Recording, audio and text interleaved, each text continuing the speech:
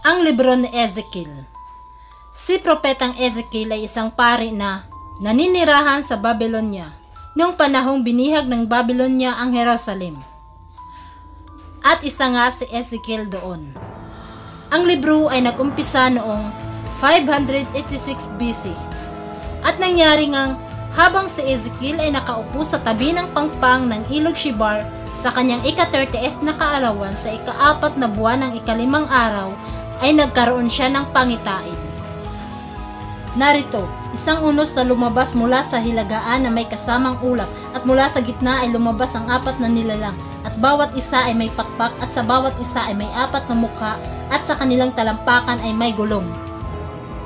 Ang kanilang pakpak ay nagkadaitan at sa ibabaw ng kanilang ulo ay tila isang trono ng langit ang sumulpot kung saan may nakaupo at kumikinang na tila baghari ang kanyang palibot. At napagtanto ni Ezekiel na ito ang anyo ng kaluwalhatian ng Panginoon. Nasa Hebrew word ay kavod, na ang ibig sabihin ay significant o kahalagahan ng pagpapakita ng Diyos. Ang imaheng ito ay kapareho kung saan nagpapakita ang Diyos sa bundok ng Sinai. And it's also similar to the depiction of God's presence over the Ark of the Covenant. At ito ang nakakapagpabagabag kay Ezekiel kung ano ang ginagawa ng kaluwalhatian ng Diyos sa Babylonia. It's supposed to be above the Ark of the Covenant in the Temple of Jerusalem.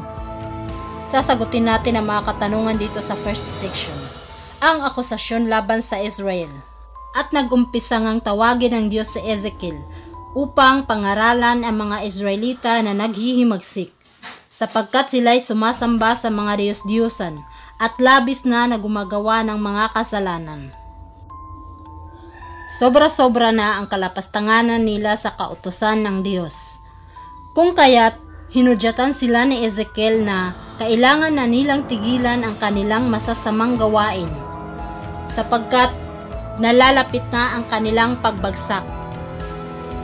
At daladala nga ni Ezekiel ang salita ng Diyos. Lumabas siya sa madla upang mag-perform o ipakita sa kanila ang posibleng mangyayari. Kumuha siya ng isang lusa at iginuhit niya ang wangis ng pag-atake laban sa Jerusalem. At ipinakita rin ni Ezekiel sa kanila gamit ang mga tabak sa pag-ahit ng kanyang buhok at balbas. At sabi pa ng Diyos, humiga kang nakatali sa lubid patagilid sa iyong kaliwa at taglayin mo ang kasalanan ng Israel sa loob ng 390 days at sila'y pakainin mo ng tinakal na sebeda na niluto sa tae upang sila'y mangayayat. Ngunit ang masaklap ay wala ni isa man ang nakinig sa kanya. Na-reject siya ng mga Israelita dahil sa kanilang masasamang puso. Katulad ng pangaral ni Moses sa wilderness na balang araw ay maghihimagsik sila. At dumating pa ang mga taon. Nagkaroon na naman ng pangalawang pangitain si Ezekiel. Ang isang ito ay tungkol sa templo. Siya'y pumasok at nakita niya ang kasuklam-suklam ng kanilang mga ginagawa. Sa harap ng templo ay ang malaking rebulto ng Diyos-Diyosang sinasamba ng mga matatandang lalaki. Gayon din naman sa loob at labas.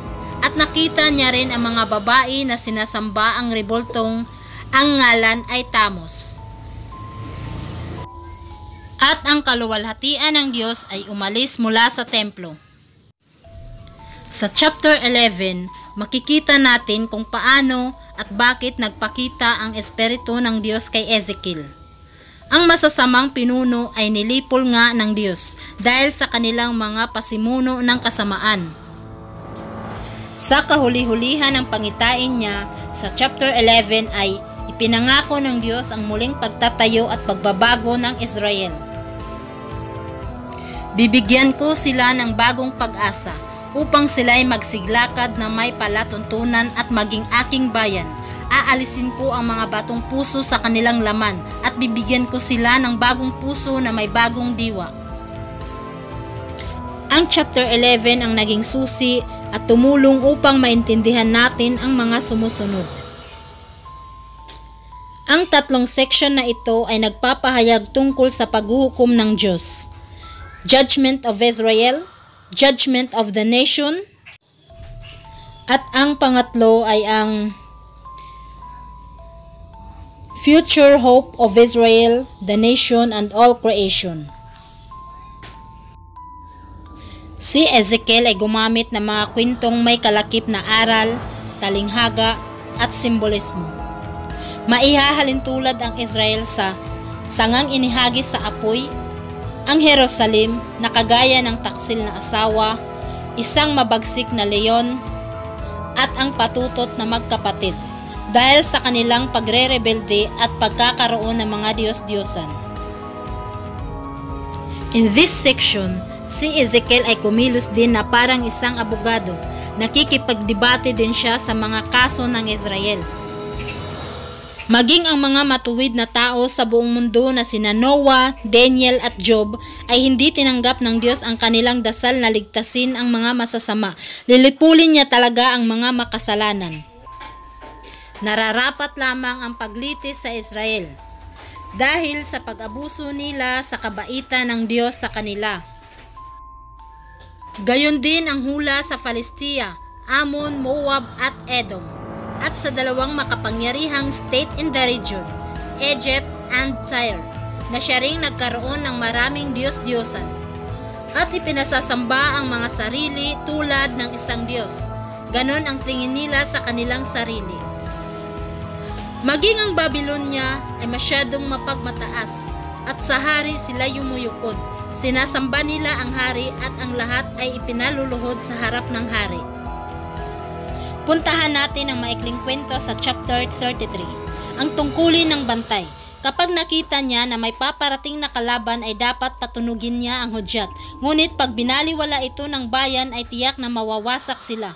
Ngunit kung nakita ng bantay na may paparating na kalaban at hindi pinatunog ang hudyat, sisiyasatin ko ang kanilang dugo sa kamay ng bantay. Puntahan natin ang third section sa next video ko. Hanggang dito na muna ang book ni Ezekiel.